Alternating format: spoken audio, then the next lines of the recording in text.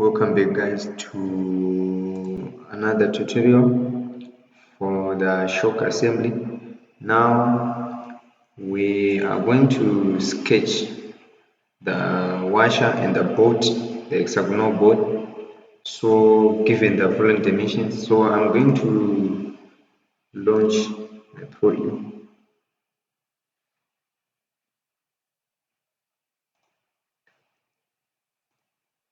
And I'm going to select the working directory as usual, and I'm going to create a new file and I'm going to name this washer.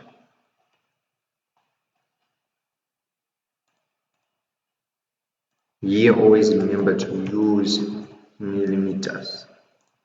Done. So I'm going to sketch this from the top plane. You can use the plane you want. So now I'm going to sketch two circles, which is of diameter 165 and 75.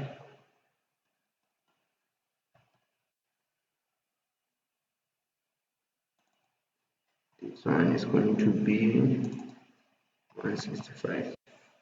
So we are done. So now I'm going to extrude this both sides to a distance of 10. So I can preview my washer. So I am done. So let me save this. Now I want to produce the bolt.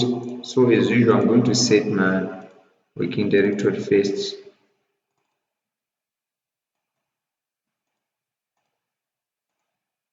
And I'm going to create a new file and I'm going to name it bolt.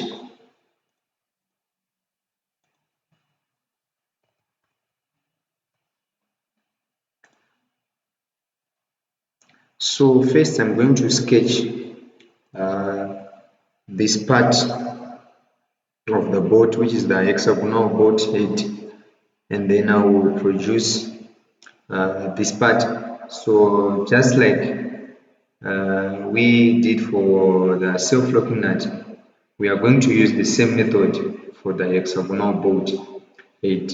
So now I'm going to use the front plane, and I'm going to select the hexagonal shape under the palette, and I'm going to modify these dimensions, which is the distance across flats. But I'm going to use the distance of 104. Just click OK. 104, done. So I'm going to align this point to this axis, and here I'm going to put a dimension of 0. So now I am going to extrude this both sides to a distance of 45. So I can preview my component. So I am done here. So now I'm going to produce a curve which is of radius 12. So I'm going to use the top plane here. So let me just flip here. So I'm going to select my reference, and I'm going to enter the circle, and now I want this circle to be tangent to this reference line and also this reference line. So I'm going to use this option and also this line, and I'm going to enter a diameter of 24 because we are given a radius of 12.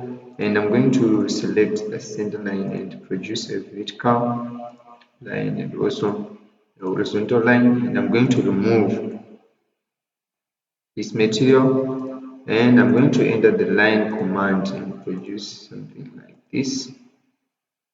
You can draw anything of a shape, so that this corner will be enclosed here, and I'm going to select this geometric center line, whereby I'm going to define my axis of revolution. So I'm going to select done and revolve this, and I'm going to remove material so I can preview. So I am done here. Now I want to produce this part, which is of height 444 and which is also chamfered here 45 degrees by 4. So now I am going to select this surface and I'm going to sketch it. I'm going to select my reference line and I'm going to enter the circle command, and I'm going to enter a diameter of 50, whereby here, as you can see, we are told that this diameter is 50, so we are using that diameter also, and I'm going to select done and extrude this to a distance of 445. Yeah, so here I can preview my component. So as you can see, I am done. So I can refit this.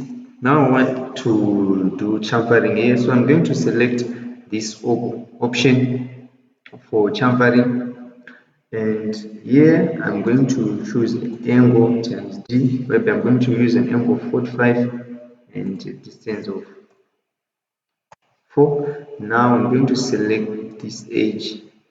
So here I can preview. So as you can see, I have managed to chamfer, so I am done. So now I'm going to save this board.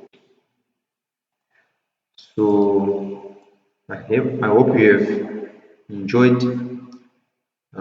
So see you in the next tutorial.